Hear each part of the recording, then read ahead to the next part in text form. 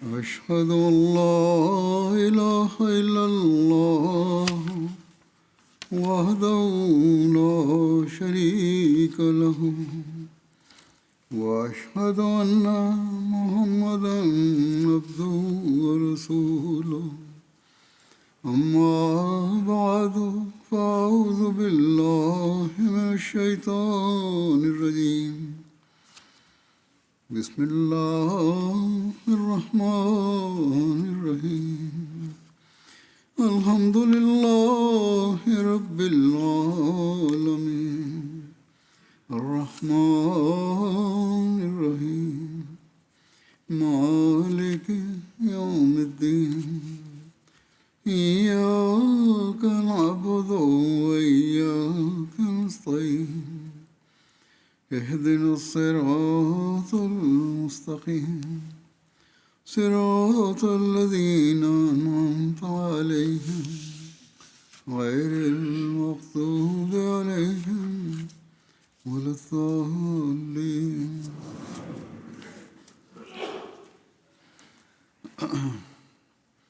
ஹஸ்ரத் ஷேக் யாக்கூப் அலி சாஹிப் இர்ஃபானி அவர்கள் ஹஸ்ரத் மசீஹ் மவுத் அலி இஸ்லாத்து வஸ்லாம் அவர்களின் வாழ்க்கை வரலாற்றினை எடுத்துரைத்தவாறு இவ்வாறு எழுதுகிறார்கள். ஹுசூர் அலைஹிஸ்லாம் அவர்களின் வாழ்வில் வாரி வழங்கும் வள்ளல் தன்மையின் மற்றொரு உன்னதமான பண்பும் வெளிப்பட்டது. அது பரிந்துரை மற்றும் சிபாரிசு எனும் வடிவில் இருந்தது. சில நேரங்களில் அன்னாரின் சமூகத்திற்கு ஏதேனும் ஒரு கேட்பவர் வருவதுண்டு. அவரது தேவையை நிறைவு செய்வது அன்னாரின் அதிகாரத்திற்குட்பட்டதாக இருக்காது. மாறாக அது மற்றவர்களோடு தொடர்புடையதாக இருக்கும். அத்தகைய சூழலில் தமது சொந்த தேவைக்காக ஒருபோதும் எதையும் கேட்காத மனிதர்களிடம் கூட உதவி கேட்டு வந்த அந்த நபரது நலனுக்காக அன்னார் பரிந்துரை செய்வதை வழக்கமாக கொண்டிருந்தார்கள்.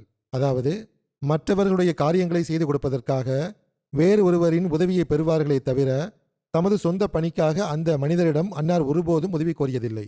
அவர்கள் எழுதுகிறார்கள், மேலும் இது உலகிலேயே மிகவும் அரிதாக காணப்படக்கூடிய ஒரு கண்ணியமான தூய்மையான பண்பாகும். மேலும் அவர்கள் மிர்சா இமாமுத்தீன் சாஹிப்பை பற்றி குறிப்பிடும்போது இவ்வாறு எழுதுகிறார்கள். மிர்சா இமாமுத்தீன் சாஹிப் இந்த இயக்கத்தின் கடும் எதிரியாக இருந்தார். அவர் ஹுசூர் அலைஹிஸ்ஸலாம் அவர்களின் குடும்பத்துடன் அவருக்கு பகை இருந்தது என்பது மறைவான ஒன்றல்ல. இருப்பினும் ஹஸ்ரத் மசீஹ் மவ்ஊத் அலைஹிஸ்ஸலாத்து வஸ்ஸலாம் அவர்கள் உலக விஷயங்களில் அவரது பகையை எப்போதும் பொருட்படுத்தியதில்லை. மார்க்கத்தின் வரம்பிற்கு உட்பட்ட விஷயங்களை அன்னார் சகித்துக் கொள்ள மாட்டார்கள். மார்க்க விஷயத்தில் பகைமையை ஏற்க மாட்டார்கள். ஆனால் உலக நடைமுறைகளில் அன்னார் அதை பற்றி ஒருபோதும் கவலைப்பட்டதில்லை.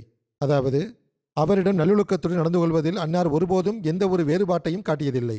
அவர் பலமுறை ஹஸ்ரத் மசீஹ் மவ்ஊத் அலைஹிஸ்ஸலாத்து வஸ்ஸலாம் அவர்களிடம் நிதி உதவி பெற்றுக்கொள்வார். இத்தகைய பேருதவிகளை பெற்ற போதிலும் அன்னாரை எதிர்ப்பதிலும் ஈடுபட்டிருந்தார். அந்த அளவுக்கு அவர் ஒரு கடும் எதிரியாக இருந்தார். ஒரு முறை அவர் ஒரு குதிரையை விற்பனை செய்ய வேண்டியதிருந்தது. அதற்காக அந்த குதிரையை ஜம்முவிற்கு கொண்டு சென்று ஹஸ்ரத் ஹக்கீமுல் உம்மத் மௌலவி நூருத்தீன் சாஹிப் முதலாவது ஹலீஃபத்துல் மசீஹ் ரலியல்லாஹு அன்ஹு அவர்களின் மூலமாக சமர்ப்பித்தால் அதற்கு ஒரு நல்ல தொகை கிடைக்கும் என்று அவர் ஒரு சிறந்த வாய்ப்பை திட்டமிட்டார்.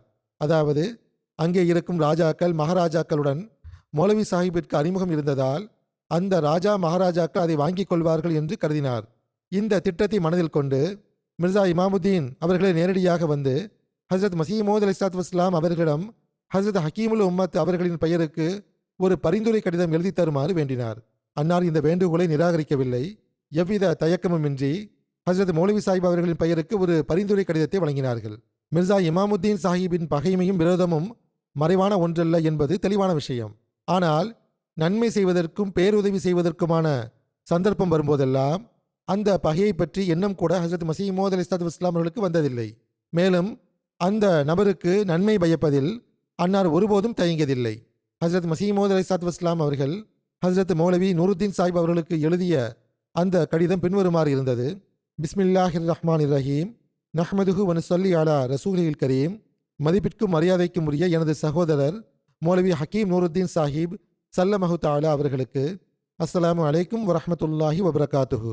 இந்த கடிதத்தை எழுதுவதன் நோக்கம் தங்களுக்கு ஒரு சிரமத்தை தருவதாகும். தங்களது கவனத்தையும் முயற்சியையும் இதற்காக வழங்குவதில் தாங்கள் தயங்க மாட்டீர்கள் என்று நம்புகிறேன்.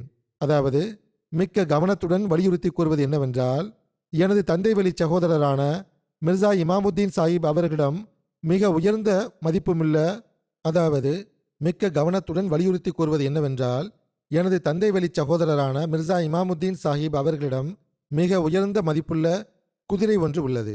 அது நன்கு ஓடக்கூடிய குதிரையும் ராஜாக்கள் மற்றும் செல்வந்தர்கள் சவாரி செய்வதற்கு ஏற்ற தகுதியையும் கொண்டது.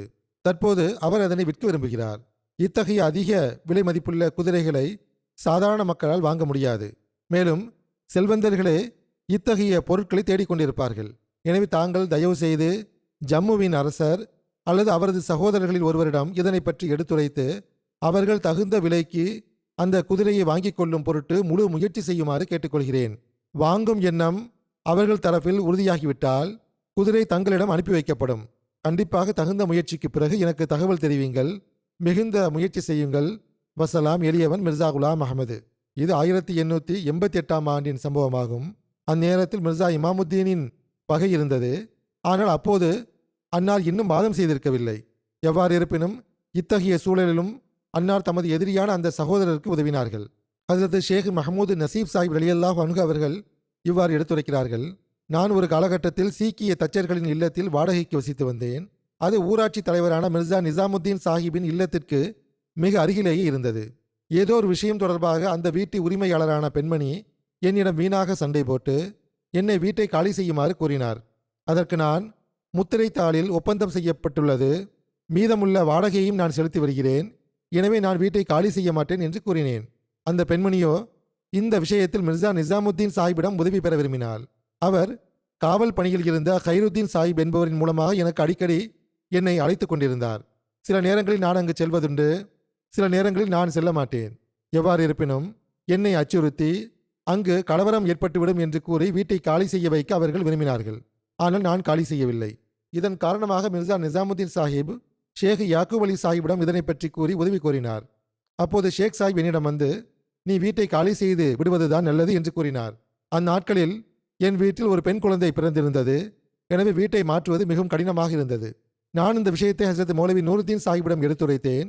மௌலவி சாஹிப் அவர்கள் ஷேக் யாக்கூப் அலி சாஹிப் மீது கோபமடைந்து, இவருக்கு முதலில் வேறொரு வீட்டை ஏற்பாடு செய்து கொடுங்கள், அதற்கு பிறகு வீட்டை காலி செய்ய வையுங்கள் என்று எழுதினார்கள்.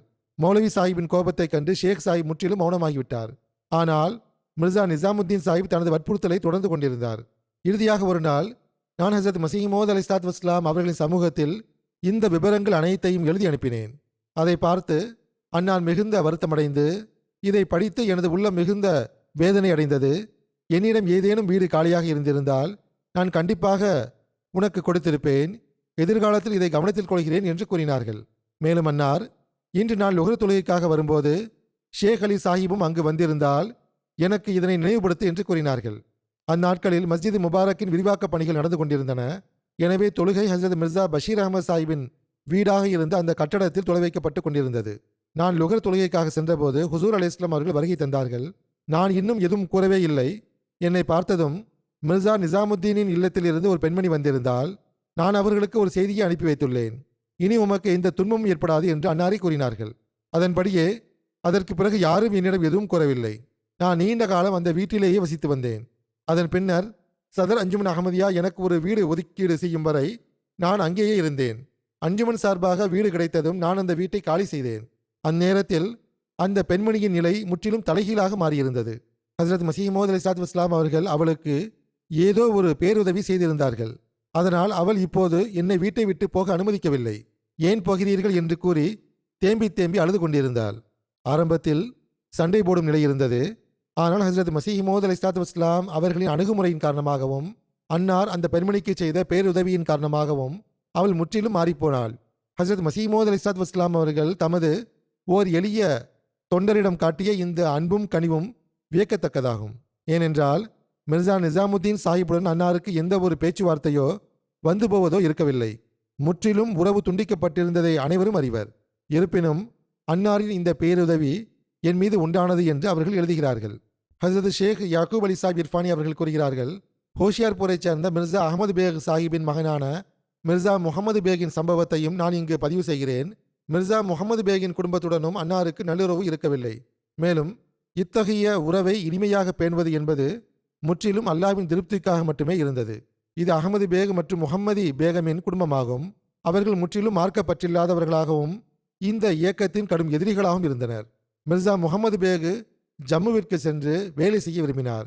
அதற்காக ஹஜ்ரத் மசீஹ் மவ்ஊத் அலைஹிஸ்ஸலாத்து வஸ்ஸலாம் அவர்களிடம் ஹஜ்ரத் ஹக்கீமுல் உம்மத் அதாவது மௌலவி நூருதீன் சாஹிப் அவர்களின் பெயருக்கு ஒரு பரிந்துரை கடிதம் எழுதி தருமாறு வேண்டினார். ஹஜ்ரத் மசீமோத் அலைஹிஸ்ஸலாத்து வஸ்ஸலாம் அவர்கள் எந்த ஒரு நியாயமான கோரிக்கையும் நிராகரிக்காத காரணத்தால் எவ்வித தாமதமும் இன்றி ஒரு கடிதத்தை எழுதி கொடுத்தார்கள்.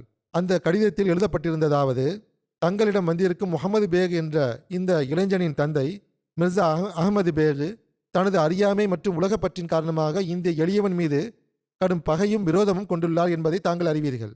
இத்தகைய மக்களின் கடுமையான போக்குக்கு எதிராக நாம் மென்மையை கடைபிடித்து இதுஃபா பில்லதி ஹி அஹ்சனோ, அதாவது எது மிகச்சிறந்த வழிமுறையோ அதன் மூலம் அகற்றுவீராக என்ற நன்மையின் கூலியை ஏன் பெறக்கூடாது? நான் சிறந்த முறையில் அவருக்கு பதிலளித்து அவருக்கு நன்மை செய்வேன்.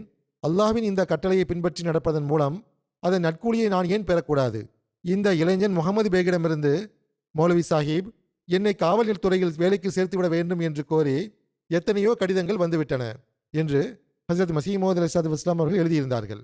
இந்த கடிதத்திற்கு பிறகு ஹஜ்ரத் மௌலவி சாஹிப் அவர்கள் அந்த இளைஞனை காவல்துறையில் வேலைக்கு சேர்த்து விட்டார்கள். இந்த சம்பவங்களிலிருந்து அல்லாஹ்வின் படைப்புகளுக்கு பயனளிப்பதற்காக அன்னார் எல்லா வகையிலும் எப்போதும் ஆயத்தமாக இருந்தார்கள் என்பதும், வாரி வழங்குவதிலும் பரிந்துரை சிபாரிசு செய்யும் விஷயத்திலும் அன்னார் ஒருபோதும் தயங்கியதில்லை என்பதும் தெளிவாகிறது. இத்தகைய விஷயங்கள் இருந்த போதிலும் ஏதேனும் கொடுப்பது வீண் விரயமான முறையில் அமைகிறது என்று அன்னார் கண்டால் அதிலிருந்து அன்னார் விலகியும் இருந்தார்கள். வீண் விரயம் இருக்கக்கூடாது என்பதில் கவனமாக இருந்தார்கள்.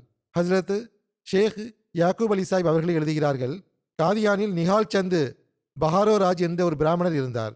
அவரை நிஹாலோ என்றும் அழைப்பார்கள். நிஹால் சந்த் என்ற அந்த பிராமணர் தனது இளமை காலத்தில் இந்துவாக இருந்தார். அவர் ஒரு பிரபலமான வழக்குவாதியாக, அதாவது வழக்கு தொடுப்பதை விரும்பக்கூடியவராக இருந்தார். அவரது இறுதி காலம் வரை ஏறத்தாழ அவரது நிலை இவ்வாறு இருந்தது. அவர் ஹஜ்ரத் அக்தஸ் அலைஹிஸ்ஸலாம் அவர்களின் குடும்பத்தினருடன் பொதுவாக போட்டியிடுவதிலும் விஷமத்தனம் செய்வதிலும் ஈடுபட்டிருந்த மக்களைச் சேர்ந்தவராக இருந்தார். மேலும் இந்த இயக்கத்தின் எதிரிகளுடனும் அவர் சேர்ந்திருந்தார். அவரது இறுதி காலத்தில் அவரது நிதி நிலைமை மிகவும் மோசமடைந்தது. எந்த அளவுக்கு என்றால் சில நேரங்களில் அவருக்கு தனது அன்றாட தேவைகளை நிறைவு செய்வதற்கு கூட சிரமங்கள் ஏற்பட்டன. உணவுக்கு கூட கடினமாகி போனது. அவர் ஒருமுறை ஹஜ்ரத் அக்தஸ் அலைஹிஸ்ஸலாம் அவர்களின் வாசலுக்கு வந்து சந்திக்க விரும்புவதாக தெரிவித்து செய்தி அனுப்பினார். அவர் எதிரியாகத்தான் இருந்தார். ஆனால் எவ்வாறு இருப்பினும் இத்தகைய மனிதர்களுக்கு வெட்கம் என்பது இருப்பதில்லையே. எவ்வாறு இருப்பினும் அவர் அன்னாரது வாசலில் வந்து சந்திப்பதற்கான விருப்பம் தெரிவித்து தகவல் அனுப்பிய போது ஹஜ்ரத் சாஹிப் அவர்கள் உடனடியாக வெளியே வருகை தந்தார்கள். அவர் சலாம் கூறி தனது கதையை கூறத் தொடங்கினார். ஹஜ்ரத் அக்தஸ் அலைஹிஸ்ஸலாம் அவர்கள் அவருக்கு ஆறுதல் அளித்தது மட்டுமின்றி 25 ரூபாய் தொகையை கொண்டு வந்து அவரது கையில் கொடுத்து, தற்போதைக்கு இதை கொண்டு தேவைகளை நிறைவேற்றுங்கள், பிறகு தேவைப்படும் போது எனக்கு தகவல் கொடுங்கள் என்று கூறினார்கள். அதற்கு பிறகு அந்த மனிதருக்கு அது ஒரு வழக்கமாகவே ஆகிவிட்டது. அவர் ஓரிரு மாதங்களுக்கு பிறகு வருவார். தனது தேவைகளுக்காக அன்னாரிடமிருந்து ஒரு கணிசமான தொகையை பெற்றுச் செல்வார். அவர் ஹஜ்ரத் அக்தஸ் அவர்களிடம் வாங்கியதோடு மட்டுமல்லாமல் ஹஜ்ரத் முதலாவது கலிஃபத்துல் மஸீஹ் ரலியல்லாஹு அன்ஹு அவர்களிடமிருந்தும் கூட ஒரு கணிசமான தொகையை ஒரு குறிப்பிட்ட வாக்குறுதியின் அடிப்படையில் கடனாக பெற்றிருந்தார். அந்த வாக்குறுதி அளித்த காலம் கடந்துவிட்ட போது ஹஜ்ரத் முதலாவது கலிஃபத்துல் மஸீஹ் ரலியல்லாஹு அன்ஹு அவர்கள் அவரிடம் அதனை கேட்டு ஆள் அனுப்பினார்கள். ஆனால் அவரோ மேலோட்டமாக ஒரு பதிலை கூறி மழுப்பிவிட்டார். இறுதியாக ஹஜ்ரத் முதலாவது கலிஃபத்துல் மஸீஹ் அவர்கள் என்னிடம் கூறிய போது, அதாவது தாம் அவரிடம் சென்று கடனை திரும்ப கேட்க வேண்டும் என்று தம்மிடம் கூறியதாக அறிவிப்பாளர் கூறுகிறார். ஹஜ்ரத் முதலாவது கலிஃபத்துல் மஸீஹ் ரலியல்லாஹு அன்ஹு அவர்கள் என்னிடம் கூறிய போது நான் அவரிடம் அதனை கேட்டபோது அவர், நான் மேலே இப்போது எடுத்துரைத்த இந்த சம்பவத்தை கூறி, மௌலவி சாஹிப் அடிக்கடி ஆள் அனுப்புகிறார், ஆனால் மிர்சாஜி அவர்களோ எப்போதும் எனக்கு பணம் கொடுக்கிறார்கள், அதன் மூலமே எனது வாழ்வாதாரம் நடந்து கொண்டிருக்கிறது என்று கூறினார். நான் வந்து ஹஜ்ரத் முதலாவது கலிஃபத்துல் மஸீஹ் அவர்களிடம் இந்த விவரங்களை எடுத்து கூறிய போது, சரி இனி அவரிடம் கேட்க வேண்டாம் என்று கூறிவிட்டார்கள். ஹஜ்ரத் முதலாவது கலிஃபத்துல் மஸீஹ் அவர்களும் அதற்கு பிறகு அவரிடம் அதனை கேட்கவில்லை. இதேபோல் பண்டித் பேஜ்நாத் என்ற ஒரு நபரும் இருந்தார். ஹஜ்ரத் அலைஹிஸ்ஸலாம் அவர்கள் அவரிடமும் நல்ல முறையில் நடந்து கொண்டார்கள் என்பது எனக்கு தெரியும். அவரது அணுகுமுறை நன்றாக இல்லாத போதிலும் அன்னார் அவருடன் நல்ல முறையில் நடந்து கொண்டார்கள். ஹஜ்ரத் மிர்சா பஷீர் அஹமத் சாஹிப் அவர்கள் எழுதுகிறார்கள், YMCAவின் செயலாளராக இருந்த பாதிரியார் வால்டர் MA அவர்கள் அஹமதியா மூமெண்ட் என்ற தனது ஆங்கில நூலில் ஹஜ்ரத் மசீமோத் அலைஹிஸ்ஸலாத்து வஸ்ஸலாம் அவர்களை பற்றி பதிவு செய்துள்ள கருத்து என்னவென்றால், மிர்சா சாஹிப் அவர்கள் தமது பழக்க வழக்கங்களில் எளிமையானவராகவும் தாராள மனப்பான்மை கொண்டவராகவும் இருந்தார் என்பது எல்லா வகையிலும் நிரூபிக்கப்பட்ட உண்மையாகும். தமது எதிரிகளின் தரப்பிலிருந்து வந்த கடுமையான எதிர்ப்புகளுக்கும் துன்புறுத்தல்களுக்கும் எதிராக அவர் காட்டிய ஒழுக்க நெறி சார்ந்த துணிச்சல் நிச்சயமாக பாராட்டத்தக்கதாகும். ஈர்க்கக்கூடிய ஒரு காந்த ஆற்றலும் மிகுந்த நட்பண்புகளும் கொண்ட ஒரு மனிதரால் மட்டுமே இத்தகைய மக்களின் நட்பையும் விசுவாசத்தையும் பெற முடியும். அவர்களில் இருவர் ஆப்கானிஸ்தானில் தங்களது கொள்கைக்காக உயிரையே தியாகம் செய்துள்ளனர். ஆப்கானிஸ்தானின் அந்த ஷஹீதுகளை பற்றி அவரும் இங்கு பதிவு செய்துள்ளார். அவர் தொடர்ச்சியாக கூறுகிறார், இது ஹசரத் மசீஹ் மவ்ஊத் அலைஹிஸ்ஸலாத்து வஸ்ஸலாம் அவர்களின் அணுகுமுறையின் காரணமாகவே இருந்தது. அவர்கள் மிர்சா சாஹிப்பை ஒருபோதும் விடவில்லை. நான் சில பழைய அகமதிகளிடம் அவர்கள் அகமதியாக மாறியதற்கான காரணத்தை கேட்டபோது அவர்களில் பெரும்பாலால் மிக முக்கிய காரணமாக மிர்சா சாஹிப்பின் தனிப்பட்ட தாக்கத்தையும் மக்களை தம்பால் ஈர்த்து கொள்ளும் அன்னாரது ஆளுமையை எடுத்துக் கூறினார்கள். எதிரிகளாக இருந்தாலும் சரி, அவர்கள் இங்கு வந்து தங்களது சந்தேகங்களை நிவர்த்தி செய்து கொள்வதற்காக என்னிடம் கேள்வி கேட்பார்களேயானால் அவர்களது செலவுகளையும் நான் ஏற்றுக்கொள்ள தயாராக இருக்கிறேன் என்று பொது சபைகளிலும் அன்னார் இவ்வாறு கூறுவதுண்டு. ஹசரத் மிர்சா பஷீர் அஹமத் சாஹிப் அவர்கள் இது குறித்து எழுதுகிறார்கள், மியா ஃபஹ்ருத்தீன் சாஹிப் முல்தானி அவர்கள் என்னிடம் கூறினார்கள், ஹசரத் மசீஹ் மவ்ஊத் அலைஹிஸ்ஸலாத்து வஸ்ஸலாம் அவர்களின் காலத்தில் ஒருமுறை எனது தந்தையார் இங்கு வந்திருந்தார். அவர் ஒரு கடுமையான எதிரியாகவும் அவதூறு பேசுவோராகவும் இருந்தார். இங்கு வந்த பிறகும் கூட அவர் மிகவும் ஆவேசமாக பேசிக் கொண்டிருந்தார். அவர் முல்தானில் இருந்தபோது நான் எப்போதாவது மிர்சாவை சந்தித்தால் நவுது பில்லா அவரது முகத்திற்கு நேராகவே சாபமிடுவேன். அதாவது இங்கு என்ன பேசுகிறேனோ அதையே அவரது முன்னிலையிலும் பேசுவேன் என்று கூறுவார். எவ்வாறு இருப்பினும் நான் அவரை ஹுசூர் அலைஹிஸ்ஸலாம் அவர்களிடம் அழைத்து சென்றேன். ஹுசூர் அவர்கள் வெளியே வருகை தந்தபோது எனது தந்தையார் அந்த நேரத்தில் மிகுந்த மரியாதையுடன் எழுந்து நின்றார்கள். ஹுசூர் அவர்கள் வெளியே வருகை தந்தபோது எனது தந்தையார் அந்த நேரத்தில் மிகுந்த மரியாதையுடன் எழுந்து நின்றார். பிறகு அச்சமடைந்து பின்னோக்கி சென்று அமர்ந்து கொண்டார். அந்நேரத்தில் சபையில் மற்ற மக்களும் இருந்தனர். ஹுசூர் அவர்கள் அமர்ந்தபடியே எவ்வித கேள்வியும் கேட்கப்படாமலேயே ஒரே நிகழ்த்த தொடங்கினார்கள். மக்கள் நம்மிடம் வர வேண்டும், நமது வார்த்தைகளை கேட்க வேண்டும், நம்மிடம் கேள்வி கேட்க வேண்டும் என்று பலமுறை நாம் விரும்புகிறோம். அவர்களுக்காக செலவு செய்யவும் நாம் தயாராக இருக்கிறோம். ஆனால் முதலாவதாக மக்கள் வருவதில்லை. அப்படியே வந்தாலும் மௌனமாக அமர்ந்திருக்கிறார்கள். பிறகு பின்னால் சென்று பேசுகிறார்கள் என்று அன்னார் கூறினார்கள். சுருக்கமாக ஹுசூர் அவர்கள் தெளிவாக உரை நிகழ்த்தி தப்லீக் செய்தார்கள். அவரை பேச வைப்பதற்காக பலமுறை தூண்டினார்கள். எனது தந்தை மிகவும் சாமர்த்தியமாக பேசக்கூடியவர். ஆனால் அவரது வாயில் முத்திரை குத்தப்பட்டது போல் ஆகிவிட்டது. அவரால் ஒரு வார்த்தை கூட பேச முடியவில்லை. அங்கிருந்து எழுந்த பிறகு நான் அவரிடம், நீங்கள் ஏன் அங்கு பேசவில்லை என்று கேட்டேன். அதற்கு அவர் எதுவும் கூறவில்லை. பேச்சுவாக்கில் அதனை தட்டி கழித்து விட்டார்.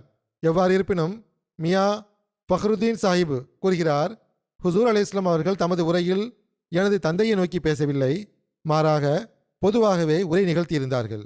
ஆனால் துரதிருஷ்டவசமாக மியா ஃபஹ்ருத்தீன் சாஹிப் அவர்களும் கூட இரண்டாவது ஹிலாஃபத்தின் காலகட்டத்தில் ஜமாத்தை விட்டு விலகிவிட்டார்.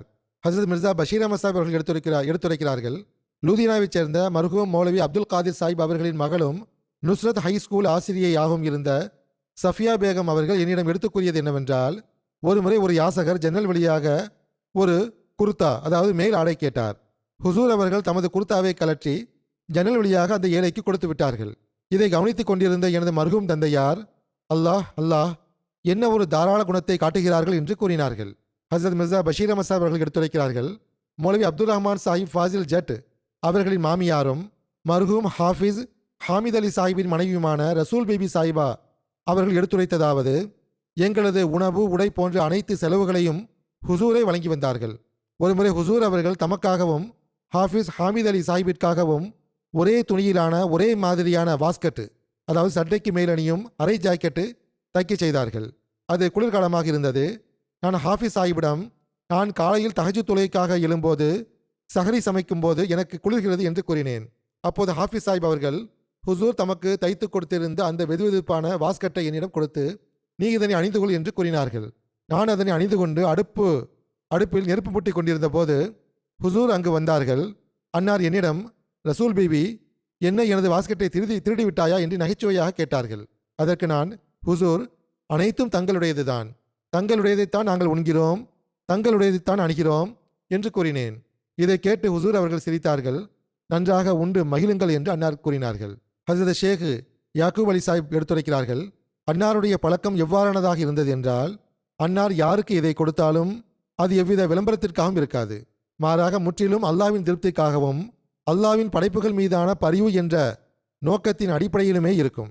எனவே பொதுவாகவே அன்னார் மிகவும் மறைமுகமான வழிகளிலேயே இந்த கொடைகளை வழங்கி வந்தார்கள். சில நேரங்களில் மற்றவர்களை தூண்டுவதற்காகவும் செயல்முறை பயிற்சியை கற்பிப்பதற்காகவும் வெளிப்படையாகவும் செய்வதுண்டு. மறைமுகமாக செய்வதில் அன்னாருடைய ஒரு வழிமுறை எவ்வாறு இருந்ததென்றால், சில நேரங்களில் வாங்குவோருக்கு கூட அது மிக அரிதாகவே தெரிய வரும். இது குறித்து நான் ஒரு சம்பவத்தை கூறுகிறேன். தற்போது காதியானுடன் தொடர்பை துண்டித்துக் கொண்ட முன்ஷி முகமது நசீப் சாஹிப் அவர்கள் ஆரம்பத்தில் ஒரு அனாதையாக காதியானுக்கு வந்தார். ஹஸ்ரத் அக்தஸ் அவர்களின் கருணை மற்றும் தயவிலேயே காதியானில் தங்கி கல்வி கற்றார்.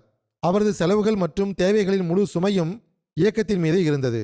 அவர் வளர்ந்து இளைஞராகி திருமணம் செய்து கொண்டபோது லாகூர் செய்தித்தாள் அலுவலகத்தில் எழுத்தராக சேர்ந்தார். பின்னர் காதியானில் உள்ள பதில் அலுவலகத்தில் வந்து 12 ரூபாய் மாத சம்பளத்தில் ஊழியராக சேர்ந்தார். ஹசரத் இரண்டாவது கலிஃபத்துல் மசி அவர்களுக்கு அல்லாஹ் முதலாவது ஆண் குழந்தையாக நசீர் அகமதை வழங்கிய போது இந்த குழந்தை பின்னர் ரஃபாத் ஆகிவிட்டது. ஹசரத் மசீமோத் அலைஹிஸ்ஸலாத்து வஸ்ஸலாம் அவர்களுக்கு மர்ஹூம் நசீர் அகமதை கவனித்துக் கொள்வதற்காக ஒரு வளர்ப்பு தாயின் தேவை ஏற்பட்டது. நான் ஷேக் மஹமூது நசீபிடம் இத்தகைய ஒரு சந்தர்ப்பத்தில் நீ உனது மனைவியின் சேவையை முன்வைக்கலாம் என்று கவனமூட்டினேன். இது இன்பமும் நன்மையும் ஒன்றாக கிடைக்கும் வாய்ப்பாகும். இது உனக்கு 2 மடங்கு பயன் தரும் என்று கூறினேன். எனது ஆலோசனையை ஷேக் சாய் மதிப்புடனும் மரியாதையுடனும் ஏற்றுக்கொண்டார். அவருக்கும் அந்த வாய்ப்பு கிடைத்தது. அவரது மனைவி சாஹிப்ஜாதா நசீர் அகமது சாஹிப்பிற்கு பாலூட்டும் பணியில் நியமிக்கப்பட்டார். இந்த விஷயத்தில் ஹசரத் மசீமோத் அலைஹிஸ்ஸலாத்து வஸ்ஸலாம் அவர்கள் பேச்சுவாக்கில் ஷேக் மஹமூது நசீப் சாஹிப்பிற்கு என்ன சம்பளம் கிடைக்கிறது என்று விசாரித்தார்கள்.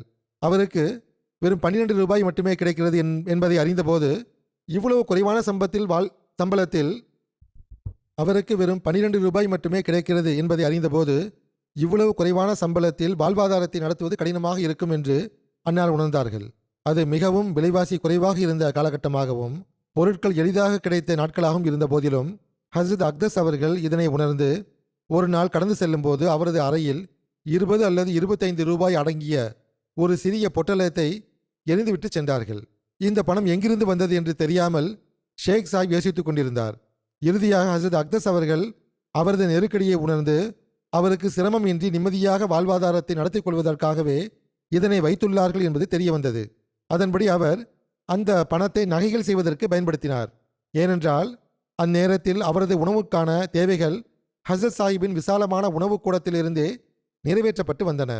ஹசரத் ஷேக் யாக்கூப் அலி சாஹிப் அவர்களை கூறுகிறார்கள், யாசகரை ஒருபோதும் வெறுங்கையோடு திருப்பி அனுப்புவதில்லை என்ற பழக்கம் அன்னாரிடம் இருந்ததைப் போலவே சில மனிதர்களின் தேவைகளை உணர்ந்து அவர்கள் கேட்பதற்கு முன்னரே அவர்களுக்கு உதவுவதும் அன்னாரது நடைமுறைகளில் ஒன்றாக இருந்தது.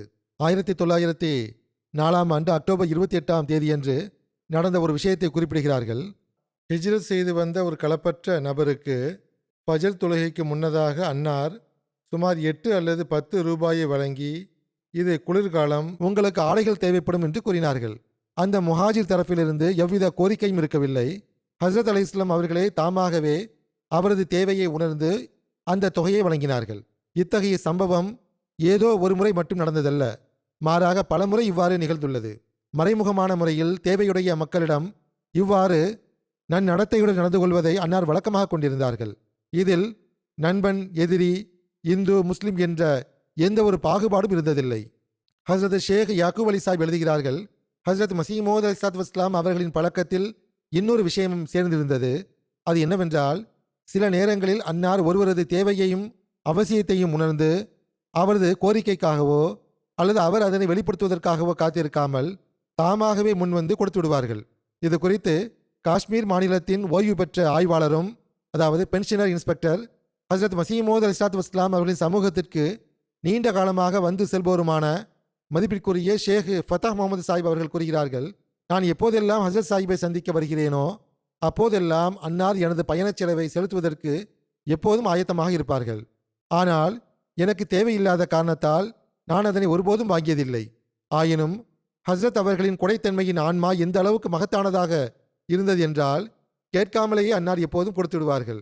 இந்த நடைமுறை என்னிடம் மட்டும் இருந்ததல்ல, மாறாக பெரும்பாலானோருக்கு அன்னார் கொடுத்து கொண்டே இருப்பார்கள். சிரியா மற்றும் அரபு நாடுகளிலிருந்து சில மக்கள் வருவதுண்டு. அவர்கள் தொலைதூர தேசங்களிலிருந்து வந்திருக்கிறார்கள் என்பதை ஹுசூர் அவர்கள் அறிந்திருந்த காரணத்தால் சில நேரங்களில் அவர்களுக்கு பயணச் செலவிற்காக பெருந்தொகையை வழங்கி வந்தார்கள். இதேபோல் ஷேக் யாக்கூப் அலி சாஹிப் எழுதுகிறார்கள், பெரும்பாலும் எத்தகைய யாசகர்கள் வருவார்கள் என்றால் அவர்கள் பொதுவாக வாய் திறந்து கேட்க மாட்டார்கள். மாறாக ஒரு சீட்டு எழுதி தருவார்கள். அவர் ஏதேனும் உதவி கேட்டுள்ளார் என்பது யாருக்கும் தெரியாது. ஆனால் ஹசரத் அக்தஸ் அவர்கள் உள்ளிருந்து அந்த யாசகருக்காக ஏதேனும் அனுப்பும் போதுதான் அது தெரிய வரும். அல்லது சில நேரங்களில் உள்ளே செல்லும் சமயத்தில் நீ அமர்ந்திரு, நான் வருகிறேன் என்று கூறி செல்வார்கள். சில மனிதர்கள் ஹசரத் சாஹிப் அவர்கள் வருவார்கள் என்ற எண்ணத்தில் அங்கேயே காத்திருப்பார்கள். அப்போதுதான் அன்னார் அந்த யாசகருக்காக அவர் கோரிய பொருளையோ ரொக்க பணத்தையோ அல்லது ஆடையையோ எடுத்துக்கொண்டு வருகிறார்கள் என்பது தெரிய வரும். ஹசரத் முன்ஷி ஜஃபர் அஹமது சாஹிப் கூறுகிறார்கள், கபூர்தலாவைச் சேர்ந்த மியாஜி நிசாமுத்தீன் அகமதி மிகவும் ஏழை மனிதராக இருந்தார். அவர் நடந்தே காதியானுக்கு சென்று 2 அணாக்களை ஹுசூரிடம் அன்பளிப்பாக சமர்ப்பித்தார். ஹுசூர் அவர்கள் ஜசாக்குமுல்லா என்று கூறி அந்த 2 அணாக்களை பெற்றுக்கொண்டார்கள். சில நாட்களுக்கு பிறகு நிசாமுத்தீன் சாஹிப் விடைபெறத் தொடங்கிய போது ஹுசூர் அவர்கள் சற்று நில்லுங்கள் என்று கூறினார்கள். அன்னார் உள்ளே சென்று 7 அல்லது 8 ரூபாயை கொண்டு வந்து மியாஞ்சி நிசாமுத்தீன் அவர்களுக்கு வழங்கினார்கள். ஹசரத் மிர்சா பஷீர் அஹமத் சாஹிப் அவர்கள் எழுதுகிறார்கள், முன்ஷி ஜஃபர் அஹமத் சாஹிப் கபூர் தல்வி அவர்கள் எழுத்துப்பூர்வமாக என்னிடம் எடுத்துரைத்ததாவது, முன்ஷி அலி கோஹர் சாஹிப் கபூர்தலாவில் உள்ள தபால் அலுவலகத்தில் ஊழியராக இருந்தார். அவருக்கு 2.5 ரூபாய் பென்ஷன் கிடைத்தது. ஓய்வு பெற்ற பிறகு அவரது வாழ்வாதாரம் மிகவும் நெருக்கடியாக மாறியது. அவர் ஜலந்தரில் உள்ள தமது சொந்த இருப்பிடத்திற்கு சென்று விட்டார். அதாவது எங்கு அவரது வீடு இருந்ததோ அங்கு சென்று விட்டார். அவர் எனக்கு ஒரு கடிதம் எழுதினார். நீ காதியானுக்கு செல்லும் போது என்னையும் உன்னுடன் அழைத்துச் செல் என்று குறிப்பிட்டிருந்தார். அவர் ஒரு களப்பற்ற அகமதியாக இருந்தார். அவர்கள் கூறுகிறார்கள், அதன்படி நான் காதியானுக்கு செல்ல புறப்பட்ட போது அவரை உடன் அழைத்துச் செல்வதற்காக ஜலந்தர் சென்றேன். அவர் மிகுந்த உபசரிப்பு குணமுடைய மனிதராக இருந்தார். எனக்காக அவர் மிகவும் பிரத்யேகமாக உணவுகளை சமைக்கச் செய்தார். அவர் ஏதோ ஒரு பாத்திரத்தை விற்றுதான் இந்த விருந்திற்கான ஏற்பாடுகளை செய்துள்ளார் என்று பின்னர் தான் எனக்கு தெரிய வந்தது. ஹசரத் மசீஹ் மவ்ஊத் அலைஹிஸ்ஸலாத்து வஸ்ஸலாம் அவர்கள் மூலமாக தர்பியத்து கிடைக்கப்பெற்ற அந்த சஹாபிகளின் நிலை இவ்வாறாக இருந்தது. அவர்கள் கூறுகிறார்கள், நான் முன்ஷி அலி கோஹர் சாஹிப்பின் டிக்கெட்டை நானே வாங்கிவிட்டேன். அவர் தனது பயண கட்டணத்தை வாங்குவதற்கு என்னை வற்புறுத்த தொடங்கினார். அதற்கு நான், இதனை தாங்கள் ஹுசூர் அவர்களின் சமூகத்தில் சமர்ப்பித்து விடுங்கள் என்று கூறினேன். எனக்கு அவரது சூழ்நிலை தெரிந்திருந்தது. பயணச்சீட்டை நான் எனது சொந்த பணத்திலிருந்து வாங்கியிருந்தேன். அவர் மிகவும் வற்புறுத்திய போது, அப்படி என்றால் சரி, இந்த ரூபாயை ஹசரத் மசீஹ் மவ்ஊத் அலைஹிஸ்ஸலாத்து வஸ்ஸலாம் அவர்களின் சமூகத்தில் சமர்ப்பித்து விடுங்கள் என்று நான் கூறினேன். அதன்படி அவர் 2 ரூபாயை ஹுசூர் அவர்களின் சமூகத்தில் சமர்ப்பித்தார்.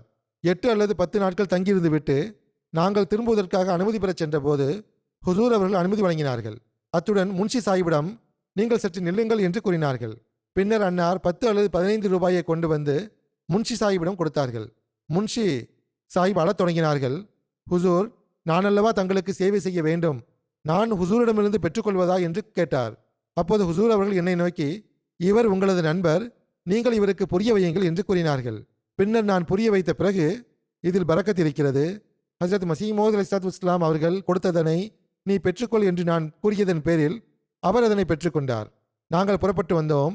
உண்மையில் ஹுசூர் அவர்களுக்கு முன்ஷி சாஹிப்பின் சூழ்நிலையை பற்றி எவ்வித விவரமும் தெரிந்திருக்கவில்லை. உண்மையில் ஹுசூர் அவர்களுக்கு முன்ஷி சாஹிப்பின் சூழ்நிலையை பற்றி எவ்வித விவரமும் தெரிந்திருக்கவில்லை. ஹசரத் முன்ஷி ஜஃபர் அஹமத் சாஹிப் அவர்கள் எழுதுகிறார்கள், ஹசரத் அக்தஸ் அவர்களுக்கு தமது தொண்டர்களின் மனமகிழ்ச்சியிலும் அவர்களை அரவணைப்பதிலும் மிகுந்த கவனம் இருந்தது. அதற்காக ஹுசூர் அவர்களே தமது சொந்த விஷயத்தில் அனைத்து வகையான தியாகங்களையும் அர்ப்பணிப்புகளையும் நடைமுறையில் வெளிப்படுத்தி வந்தார்கள். ஒருமுறை அது பெருநாள் தினமாக இருந்தது. எனது தலைப்பாகை தூய்மையாக இருக்கவில்லை. ஏனென்றால் நாங்கள் எப்போதெல்லாம் வருகிறோமோ அப்போது 1-2 நாட்கள் நேரம் ஒதுக்கி வருவோம். ஆனால் இங்கு காதியானுக்கு வந்ததும் ஹுசூர் அவர்கள் இங்கே சில நாட்கள் தங்குங்கள் என்று கட்டளையிடுவார்கள். பிறகு எங்களுக்கு வேலைக்கு திரும்ப வேண்டும் என்ற எண்ணம் கூட வராது. நாங்களும் அங்கேயே தங்கிவிடுவோம். இவ்வாறாக ஒருமுறை நாங்கள் வந்திருந்த போது பெருநாள் வந்துவிட்டது. நான் தலையில் கட்டும் தலைப்பாகை துணி ஒன்றை மட்டும்தான் கொண்டு வந்திருந்தேன். அது அழுக்காகிவிட்டது. நான் கடைவீதிக்கு சென்று புதியதொன்றை வாங்கி வர விரும்பினேன். நான் கடைவீதிக்கு சென்று கொண்டிருந்த போது அன்னார் என்னை பார்த்து விட்டார்கள். அன்னாருடைய அகப்பார்வையோ இறைவனால் வழங்கப்பட்ட அகப்பார்வையாக இருந்தது. எங்கே செல்கிறீர்கள் என்று கேட்டார்கள். அதற்கு நான், இது பெருநாள், எனது தலைப்பாகை துணி அழுக்காக இருக்கிறது, நான் கடைவீதிக்கு சென்று வாங்கப் போகிறேன் என்று கூறினேன். அதே கணத்தில் அங்கேயே தனது கண்ணியமிக்க தலைப்பாகையை கலற்றி எனக்கு கொடுத்து விட்டார்கள். தமது தலைப்பாகையை கலற்றி கொடுத்துவிட்டு, இது உங்களுக்கு பிடித்திருந்தால் நீங்கள் எடுத்துக்கொள்ளுங்கள், நான் வேறொன்றை கட்டிக்கொள்கிறேன் என்று கூறினார்கள். என் மீது காட்டிய அந்த அன்பு மற்றும் பரிவின் தாக்கத்தை வார்த்தைகளால் விவரிக்க முடியாது. நான் மிகுந்த மரியாதையுடன் அந்த தலைப்பாகையை பெற்றுக்கொண்டேன். பின்னர் எவ்வித தயக்கமுமின்றி வீட்டுக்கு சென்று அங்கே பின்னர் வேறொரு தலைப்பாகையை கட்டிக்கொண்டு அன்னார் வெளியே வந்தார்கள். ஹசரத் மியா கைருத்தீன் சாஹிப் அவர்கள் அறிவிக்கிறார்கள், ஒரு முறை நடந்த ஒரு சம்பவம். அப்போது ஹுசூர் அவர்கள் இன்னும் வாதம் செய்யவில்லை. ஹுசூர் அவர்களின் மூத்த சகோதரருக்கு திருமணம் நடக்கவிருந்தது. அதற்காக அவர்கள் சில ஆடுகளை கொண்டு வர செய்திருந்தார்கள். அவைகளை நங்கல் பாகுபானா பகுதியைச் சேர்ந்த ஒரு மனிதர் மேய்த்து வந்தார். ஒரு நாள் ஹுசூர் அவர்கள் உலாவுவதற்காக சென்று கொண்டிருந்த போது வழியில் அவர் அந்த ஆடுகளை மேய்த்து கொண்டிருந்தார். அவருடன் அவரது மகனும் இருந்தான். அந்த பையன் வெறும் காலோடு நடந்து கொண்டிருந்தான். ஹுசூர் அவர்கள் அவனை நோக்கி, சிறுவனே, நீ வெறும் காலோடு அலைந்து கொண்டிருக்கிறாயே, உனக்கு முட்கள் குத்தவில்லையா என்று கேட்டார்கள். அதற்கு அவன், ஹுசூர், என்னிடம் செருப்பு இல்லை, எனது தந்தை ஏழை, அவரால் வாங்கித் தர முடியாது என்று கூறினான். ஹுசூர் அவர்கள் தமது காலில் இருந்து ஒரு செருப்பை கழற்றி, இதனை அணிந்து பார், சரியாக இருக்கிறதா என்று கேட்டார்கள். அவனோ, நான் எவ்வாறு தங்களது செருப்பை அணிந்து கொள்வது என்று கூறி மறுத்தான். ஹுசூர் அவர்களோ அவனை வற்புறுத்தி அணியச் செய்தார்கள். அவன் ஒரு காலில் அணிந்தபோது ஹுசூர் அவர்கள், உனக்கு சரியாக புரிந்துவிட்டது என்று கூறி பின்னர் அன்னார் மற்றொரு காலின் செருப்பையும் கலற்றி, இதனையும் அணிந்து கொள் என்று கூறினார்கள். அவன் அதனையும் அணிந்து கொண்ட போது ஹுசூர் அவர்கள் மிகுந்த மகிழ்ச்சியடைந்து, சரி, இப்போது சரியாக இருக்கிறது, எனவே நீ இதனை பயன்படுத்து என்று கூறினார்கள். இவ்வாறு அன்னார் வெறும் காலோடு வீட்டுக்கு திரும்பி வந்தார்கள். இது ஹுசூர் அவர்கள் அநேகமாக 20 அல்லது 30 வயதுடையவராக இருந்தபோது நடந்த சம்பவமாகும். ஹஸ்ரத் அக்தஸ் மசீஹ் மவ்ஊத் அலைஹிஸ்ஸலாத்து வஸ்ஸலாம் அவர்கள் தம்முடைய தலைவரும் பேரருள் புரிந்தவருமான ஹஸ்ரத் நபி நாயகம் ஸல்லல்லாஹு அலைஹி வஸல்லம் அவர்களின் அடிச்சூடுகளை பின்பற்றி கொடை மற்றும் தாராளத்தன்மையின் இலக்கணமாக திகழ்ந்த போதிலும் சில நேரங்களில் ஏதேனும் ஒரு நுட்பம் மற்றும் நலனை முன்னிட்டு அன்னார் யாசகருக்கு கொடுப்பதை தவிர்த்து கொண்டதையும் நாம் பார்க்க முடிகிறது. உதாரணமாக ஷேக் யாக்கூப் அலி சாஹிப் அவர்கள் இதை எழுதுகிறார்கள். பையத் வாங்கப்பட்ட ஆண்டான 1889 அன்னார் லூதியானாவில் தங்கியிருந்தார்கள். ஒரு சந்தர்ப்பத்தில் அன்னாரிடம் ஒரு யாசகர் வந்து, எனது உறவினர் ஒருவர் இறந்துவிட்டார் என்று குறிப்பிட்டு தன்னிடம் கஃன் மற்றும் அடக்கம் செய்வதற்கான எவ்வித ஏற்பாடும் இல்லை என்று கூறி எவ்வளவு சந்தா கிடைத்துள்ளது என்பதை காட்டுவதற்காக ஒரு கிண்ணத்தில் சில வெள்ளி மற்றும் செப்பு நாணயங்களை வைத்திருந்தார். இறந்தவரின் கஃன் மற்றும் அடக்கச் செலவுக்காக இவ்வாறு கேட்டு கேட்டு வாழ்வாதாரம் நடத்துவதாகவும் இன்னும் தேவை இருப்பதாகவும் கூறினார்.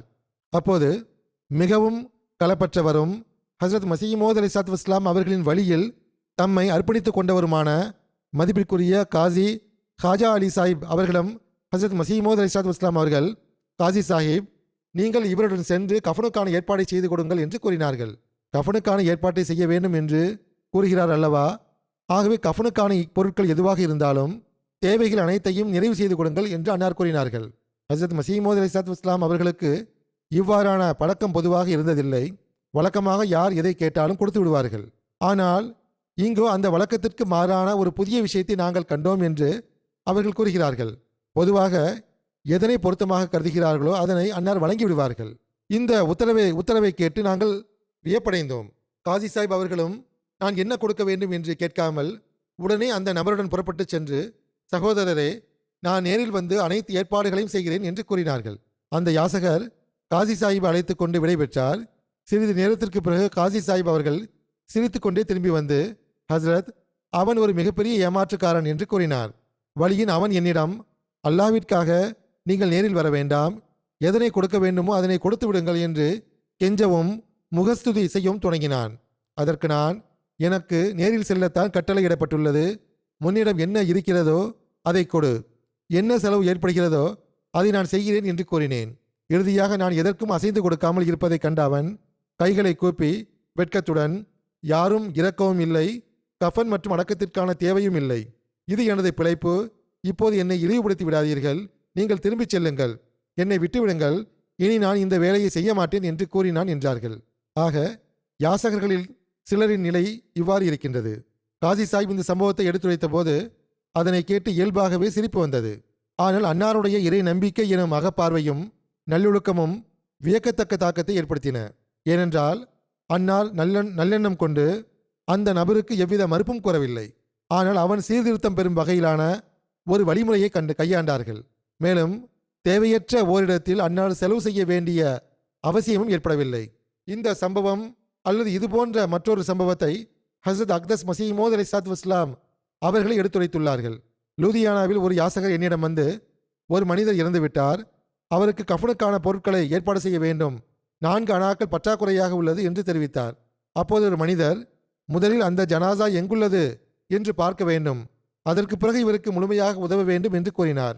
அதன்படி அந்த நபர் அவருடன் சென்றபோது சிறிது தூரம் சென்றதும் அந்த யாசகர் ஓடிவிட்டார். ஏனென்றால் அவர் எடுத்து கூறிய கதைகள் அனைத்தும் முற்றிலும் பொய்யானவையாக இருந்தன. இதேபோல் ஒருமுறை எங்கிருந்தோ ஒரு கடிதம் வந்தது. அதில், நாங்கள் ஒரு பள்ளிவாசலை கட்ட விரும்புகிறோம், பரக்கத்திற்காக தங்களிடமிருந்தும் சந்தா வேண்டுகிறோம் என்று எழுதப்பட்டிருந்தது. அதற்கு ஹசரத் அக்தஸ் அலைஹிஸ்ஸலாம் அவர்கள், நம்மால் கொடுக்க முடியும், இது ஒன்றும் பெரிய விஷயமல்ல. ஆனால் நம்மிடமே ஏற்கனவே பல பெரிய முக்கியமான அவசியமான இயக்கத்தின் செலவினங்கள் இருக்கும்போது அவற்றுக்கு மத்தியில் இத்தகைய செலவுகளில் பங்கெடுப்பது வீண் விரயமாக தோன்றும் நிலையில் நாம் எவ்வாறு இதில் பங்கெடுக்க முடியும்? இங்கே இறைவன் உருவாக்கி கொண்டிருக்கும் இந்த பள்ளிவாசல் தான் அக்ஸா பள்ளிவாசல் ஆகும். இதுவே அனைத்தையும் விட முதன்மையானதாகும். இப்போது மக்கள் இதற்காக பணத்தை அனுப்பி நட்கூலியில் பங்கெடுத்துக் கொள்ள வேண்டும். நமது பேச்சை ஏற்று நடப்பவரே நமது நண்பராவார், தமது பேச்சை முதன்மையாக வைப்பவர் அல்ல என்று கூறினார்கள். பின்னர் அன்னார் ஒரு உதாரணத்தை கூறினார்கள். ஹசரத் இமாம் அபு ஹனீஃபா அவர்களிடம் ஒரு மனிதர் வந்து, நாங்கள் ஒரு பள்ளிவாசல் கட்டப் போகிறோம், தாங்களும் இதில் ஏதேனும் சந்தா கொடுங்கள் என்று கேட்டார். அதற்கு அவர்கள், தம்மால் கொடுக்க முடியாது, இந்நேரத்தில் தம்மால் இதில் எதுவும் கொடுக்க இயலாது என்ற காரணத்தை கூறினார்கள். உண்மையில் அவர்கள் நினைத்திருந்தால் எவ்வளவோ கொடுத்திருக்க முடியும். அந்த மனிதரோ, நாங்கள் உங்களிடமிருந்து அதிகமாக எதையும் கேட்கவில்லை, பரக்கத்திற்காக மட்டும் கொடுங்கள் என்று கேட்டார். இறுதியாக இமாம் அபு ஹனீஃபா அவர்கள் ஒரு துவானிக்கு நிகரான, அதாவது 2 அணா நாணயத்திற்கு நிகரான ஒரு சிறிய நாணயத்தை கொடுத்தார்கள். மாலை நேரத்தில் அந்த மனிதர் அந்த நாணயத்தை எடுத்துக்கொண்டு திரும்பி வந்து, ஹுசூர், இது செல்லா காசு என்று கூறினார்.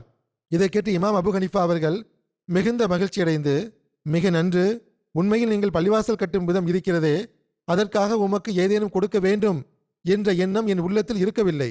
பள்ளிவாசல்கள் பல உள்ளன, எனக்கு இதில் வீண் விரயம் இருப்பதாகவே தோன்றுகிறது. தொழுகைகளை நீங்களோ தொழுவதில்லை, ஆனால் பிறருக்கு காட்டுவதற்காக பள்ளிவாசல்களை கட்டுகிறீர்கள் என்று கூறினார்கள். குழந்தைகளுக்கும் கூட குழந்தைகளின் விருப்பத்திற்கு ஏற்ப அன்னார் வழங்குபவர்களாக இருந்தார்கள்.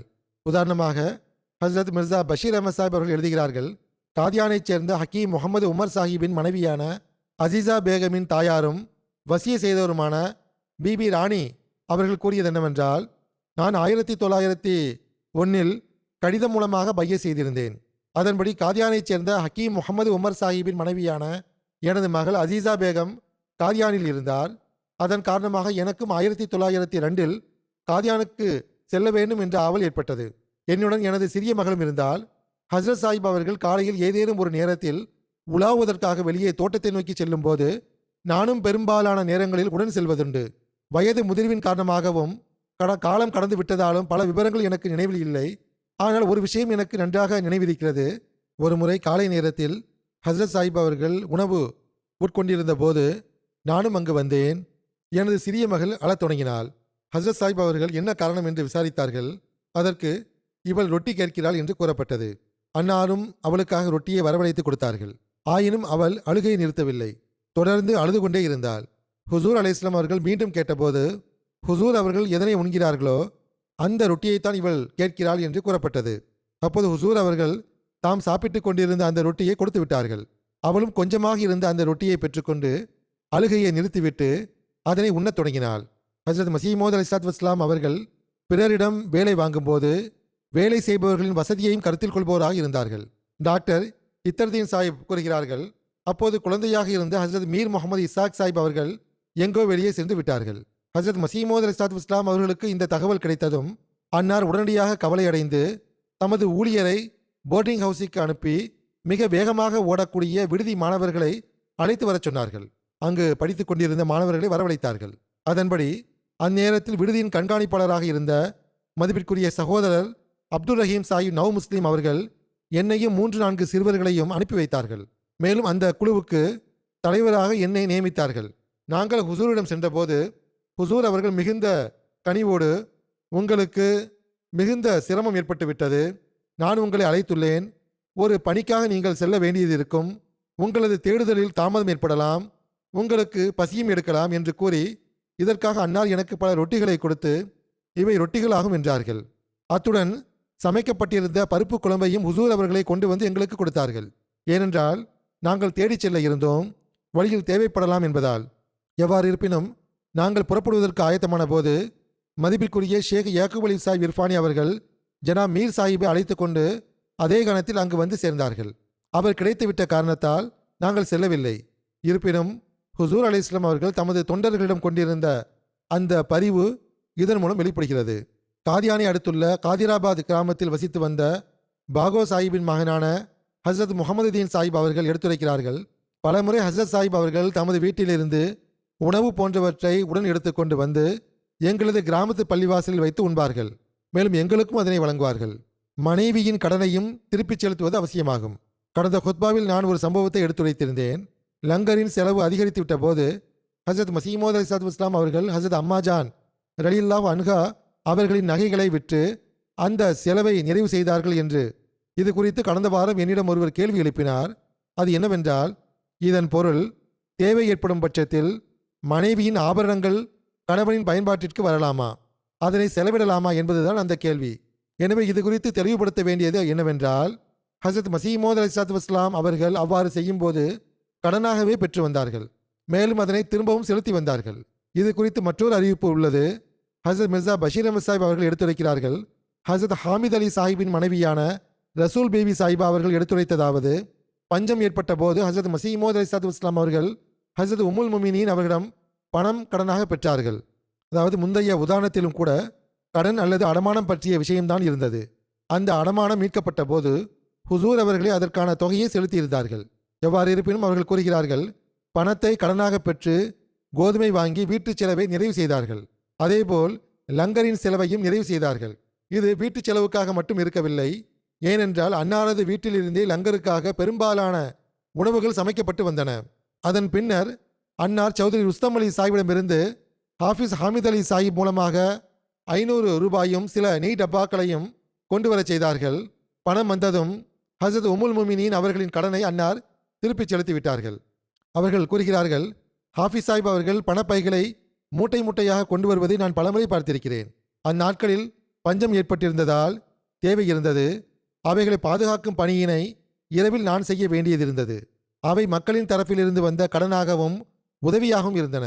எவ்வாறு இருப்பினும் ஹசரத் அம்மாஜானாக இருந்தாலும் சரி அல்லது யாரிடமிருந்து கடனாக பெற்றாலும் சரி, ஹசரத் மசீமோத் அலைஹிஸ்ஸலாத்து வஸ்ஸலாம் அவர்கள் அதனை திரும்பச் செலுத்தி வந்தார்கள். ஹசரத் பாபு குலாம் முகமது சாஹிப் அவர்கள் கூறுகிறார்கள், காதியானில் சில நேரங்களில் கிராமத்து பெண்மணிகள் அவர்களின் கை முழுக்க மாட்டுச்சாணம் இருக்கும், ஆடைகளும் அழுக்காக இருக்கும். அத்தகையவர்கள் ஹுசூரின் சமூகத்தில் ஆஜராகி, மிர்சாஜி, சிறுமி நோய்வாய்ப்பட்டுவிட்டால் அவளுக்கு நினைவு திரும்பவில்லை, கடுமையான காய்ச்சல் உள்ளது என்று கூறுவார்கள். பின்னர் தங்களது கைகளை நோக்கி சைகை செய்து, பாருங்கள், நாங்கள் கைகளை கூட கழுவாமல் வந்துவிட்டோம் என்பார்கள். ஒருமுறை நடந்த சம்பவம், ஒரு பெண்மணி அவளது கைகள் முழுக்க சாணமும் அழுக்கும் இருந்தன. அவள் தம் வேலையை செய்து கொண்டிருந்த போது ஹுசூரிடம் வந்திருப்பாள் போலும். தனது மகள் நோய்வாய்ப்பட்டு விட்டால், கடுமையான காய்ச்சல் உள்ளது, முற்றிலும் நினைவின்றி இருக்கிறாள் என்று வேண்டினாள். அன்னார், நீ ஏதேனும் பாத்திரம் கொண்டு வந்துள்ளாயா என்று கேட்டார்கள்.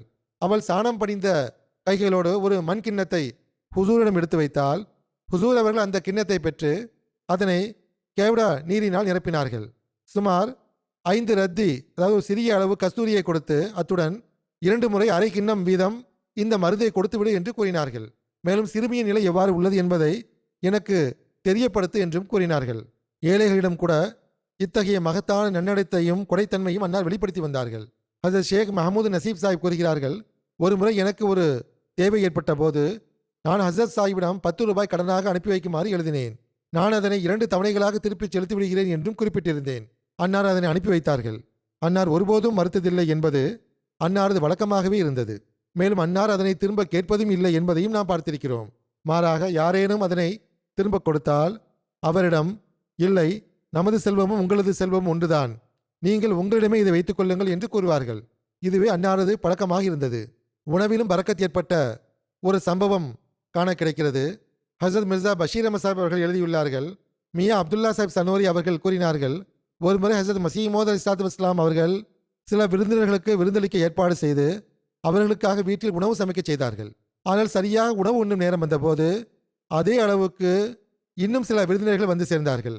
மஸ்ஜித் முபாரக் விருந்தினர்களால் நிறைந்து விட்டது. அது ஒரு சிறிய பள்ளிவாசலாக இருந்தது.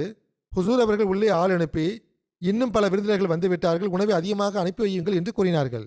அன்னாருடைய உணவு இருப்பிற்கு ஒருவர் வந்த பிறகு சிலர் மட்டுமே உண்பதும் மற்றவர்களுக்கு அன்னார் கொடுக்காமல் இருப்பதும் இருக்கவே இருக்காது. இது அன்னாரது இயல்புக்கு மாறானதாகும். அன்னாரது கொடைத்தன்மைக்கு எதிரானதாகும். எப்படியும் அன்னார் அனைவருக்கும் உணவு வழங்கியே தீர்வார்கள். இதன் காரணமாக ஹசரத் பிபி சாஹிபா, அதாவது ஹசரத் அம்மாஜான் அவர்கள் ஹசரத் சாஹிபை உள்ளே அழைத்து, உணவு மிகவும் கொஞ்சமாக உள்ளது, தாங்கள் முதலில் குறிப்பிட்டிருந்த அந்த சில விருந்தினர்களுக்காக மட்டும்தான் இது சமைக்கப்பட்டுள்ளது. மற்ற உணவுகளை ஏதோ ஒருவாறு சமாளித்து ஏற்பாடு செய்து விடலாம். ஆனால் ஜர்தா சோறு, அதாவது இனிப்புச்சோறு மிக குறைவாக உள்ளது. அதற்கு என்ன செய்வது என்று கேட்டார்கள். பின்னர் அம்மாஜான் அவர்களே தாமாக முன்வந்து, நான் ஜர்தாசோரை அனுப்பி வைக்காமல் மற்ற உணவுகளை மட்டும் அனுப்புகிறேன் என்று கூறினார்கள். அதற்கு ஹசரத் சாஹிப் அவர்கள், இல்லை, இது இது இது முறையல்ல, நீ அந்த ஜர்தாசோறு பாத்திரத்தை என்னிடம் கொண்டு வா என்று கூறினார்கள். அதன்படி ஹுசூர் அவர்கள் அந்த பாத்திரத்தின் மீது ஒரு கைக்குட்டையை போட்டார்கள். பின்னர் அந்த கைக்குட்டையின் கீழாக தமது கையை உள்ளே நுழைத்து தமது விரல்களை ஜர்தாசோருக்குள் வைத்தார்கள். அதன் பிறகு, இப்போது அனைவருக்குமான உணவை எடுங்கள், அல்லாஹ் பரக்க செய்வான் என்று கூறினார்கள். அதன்படி மியா அப்துல்லா சாஹிப் கூறுகிறார்கள், ஜர்தாசோரு அனைவருக்கும் வழங்கப்பட்டது. அனைவரும் அதனை உட்கொண்டனர். அதற்கு பிறகும் கூட அதில் மீதம் இருந்தது. மியா அப்துல்லா சாஹிப் அறிவிக்கிறார்கள், வீட்டில் நடந்த இந்த விபரத்தை ஹசரத் சாஹிப் அவர்கள் என்னிடம் எடுத்துக் கூறினார்கள். வீட்டுக்குள் அழைத்து இவ்வாறு கூறப்பட்ட போது, நான் இவ்வாறு செய்தேன், அல்லாஹ் அதில் பரக்கத்தை ஏற்படுத்தினான் என்று கூறினார்கள். எவ்வித பகட்டுமின்றி நண்பர்களுக்கு பருவகால பழங்கள் போன்றவற்றை உண்ண கொடுப்பதும் அவற்றை பரிமாறுவதும் அன்னாருடைய வழக்கமாக இருந்தது. அதில் எவ்வித பகட்டும் இருக்கவில்லை. அன்னார் எப்போதும் வழங்கிக் கொண்டே இருப்பார்கள். ஹசரத் மும்தாஸ் அலி சாஹிப் சித்திகி அவர்கள் கூறுகிறார்கள், தோட்டத்தில் ஷாஹே நஷீன் எனும் ஓர் இருக்கை இருந்தது என்பது எனக்கு நினைவிருக்கிறது. அது மீண்டும் சீரமைக்கப்பட்டுள்ளது. அதில் ஹுசூர் அவர்கள் தமது நண்பர்களுடன் வந்து அமர்வதுண்டு. சில நேரங்களில் அங்கு அமர்ந்து பருவகால பழங்களையும் உண்பார்கள். ஒரு முறை நடந்த சம்பவம் எனக்கு நினைவிருக்கிறது. ஹுசூர் அவர்கள் தமது பரிவான கரங்களால் 2 மாம்பழங்களை எனக்கு வழங்கினார்கள். அதேபோல் ஏனைய நண்பர்களுக்கும் தலா 2 மாம்பழங்களை கொடுத்தார்கள். இவைகள் அன்னாருடைய கொடை மற்றும் பேருதவி குறித்த சில சம்பவங்களாகும். இவற்றின் முன்மாதிரியை அன்னார் தமது எஜமானரின் அடிச்சுவடுகளை பின்பற்றி வெளிப்படுத்தி காட்டினார்கள். இந்த பேருதவி மற்றும் தாராள தன்மையின் மூலம் தம்மை சார்ந்தவர்களுக்கும் அந்நியர்களும், இன்னும் கூறுவதென்றால் எதிரிகளும் கூட இதிலிருந்து பயனடைந்து வந்தனர்.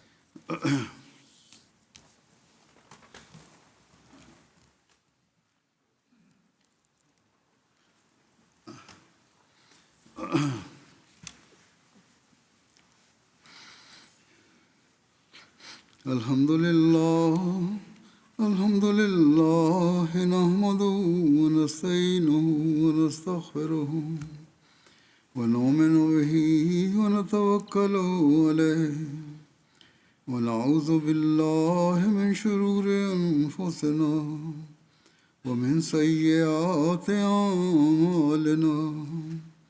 Man yahdihillahu fala mudilla lahu ومن يضلل فلا هادي له ونشهد أن لا إله إلا الله ونشهد أن محمدا عبده ورسوله. عباد الله رحمكم الله، إن الله يأمر بالعدل والإحسان وإيتاء ذي القربى وينهى عن الفحشاء والمنكر والبغي يعظكم لعلكم تذكرون. اذكروا الله يذكركم وادعوه يستجب لكم ولذكر الله أكبر.